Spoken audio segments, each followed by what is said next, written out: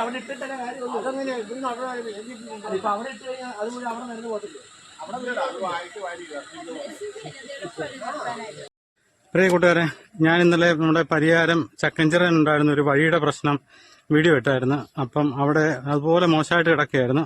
അപ്പം ഇന്ന് അവിടുത്തെ വാർഡ് മെമ്പറും അവിടുത്തെ നാട്ടുകാരും എല്ലാം എന്നെ വിളിച്ചായിരുന്നു. അവിടെ ഇന്ന് റോഡ് മക്കടിച്ച് അവിടെ റോഡെല്ലാം വൃത്തിയാക്കുന്നുണ്ട്.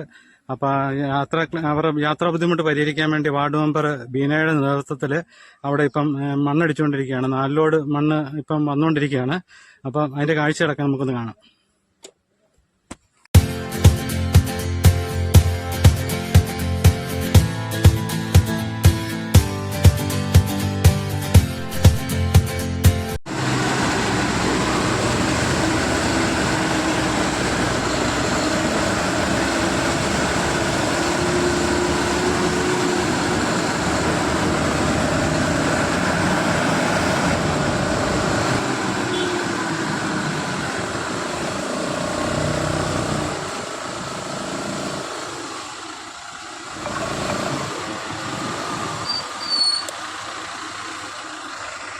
അതെ അതെ, ഏതെ ഉണ്ടായി. ഇന്നലത്തെ പറച്ചിലെല്ലാം ഏറ്റുപോയല്ലേ? ഏറ്റുപോയി. അപ്പൊ നമുക്ക് വഴി നന്നായി കിട്ടല്ലേ? അതല്ലേ പിന്നെ. അതെ അതെ, നമ്മൾ ഇതൊക്കെ ജനങ്ങൾ അറിയണമെന്നേ. ഇങ്ങനെ ഇതുപോലൊരു അവസ്ഥ വന്നപ്പോഴത്തേനെ ഇപ്പോഴാണ് മെമ്പർക്ക് ചൂടായത്. മെമ്പറെ ഞാൻ ഇന്നലെ അവിടെ പോയി കണ്ടായിരുന്നു. ഇന്നലെ എന്നോട് പറഞ്ഞായിരുന്നു ഇതെല്ലാം. ഇപ്പൊ ഈ കോട്ടയം ജില്ലയിലെ ഖനനം നിരോധിച്ചിരിക്കുക ഇപ്പോഴത്തെ ഈ മഴയുടെ പ്രശ്നം കൊണ്ട്. അത് കഴിഞ്ഞ് ഞാൻ പഞ്ചായത്തിൽ പോയായിരുന്നു. പിന്നെ പോയി വിളിച്ചു. ഇലക്ഷന്റെ ആയിട്ട് ഭയങ്കര ഇലക്ഷൻ ഇല്ല നാളെ.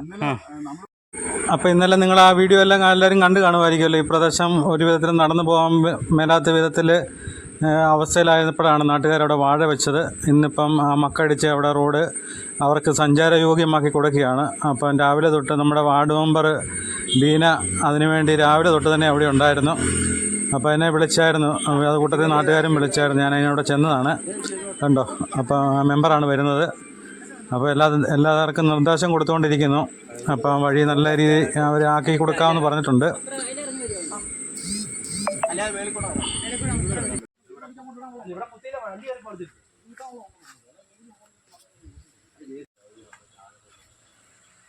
ഇവിടെ 2 ലോഡും അപ്പുറത്തെ റോഡ് വഴി മുമ്പേ ടിപ്പർ വരുന്ന വഴി നിങ്ങൾ കണ്ടായിരുന്നല്ലോ. അവിടെയും 2 ലോഡ് ഇറക്കിയിട്ട് ഇപ്പം JCB ഇതിന് ശേഷം JCB വന്ന് അവിടെ മുഴുവൻ ലെവൽ ചെയ്യും.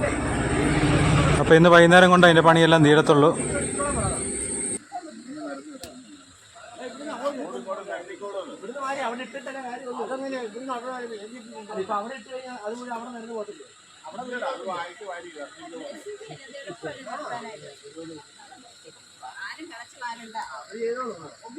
ഈ റോഡിൻ്റെ സൈഡിൽ കൂടെ കോൺക്രീറ്റ് തീർത്ത നല്ലൊരു ഓടയുണ്ട്. പക്ഷേ അതിലല്ല വെള്ളം പോകുന്നത്, അത് റോഡ് വഴി നികന്നാണ് പോകുന്നത്. അപ്പോൾ ആ റോഡിൻ്റെ ചെരിവ് കൊണ്ട് മൊത്തം അവിടെ ആ വെള്ളമൊഴുക്കുണ്ടാകുന്നുണ്ട്.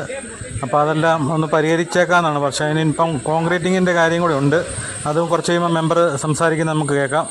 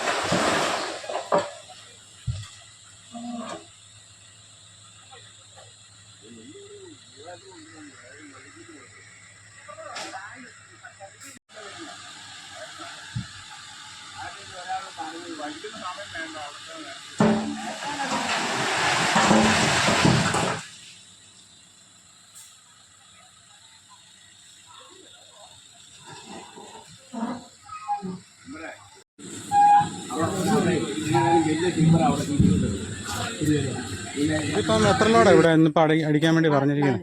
4 ലോഡ്. അപ്പം ഇനി ബാക്കി JCB വന്ന് നിർത്തിയാൽ മതി അല്ലേ?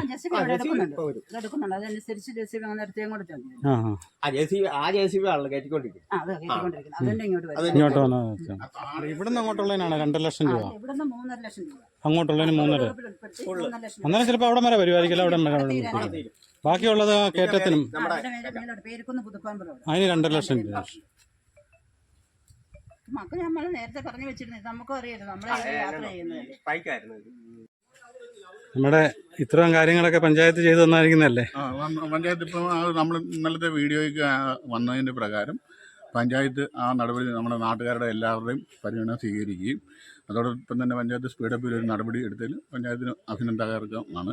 അപ്പം ജനകീയ പ്രശ്നങ്ങളിൽ നാട്ടുകാർ ഇടപെട്ടതും അവരുടെ പ്രവർത്തനങ്ങളും എല്ലാ നാട്ടുകാർക്കും അതിന് നന്ദിയുണ്ട്.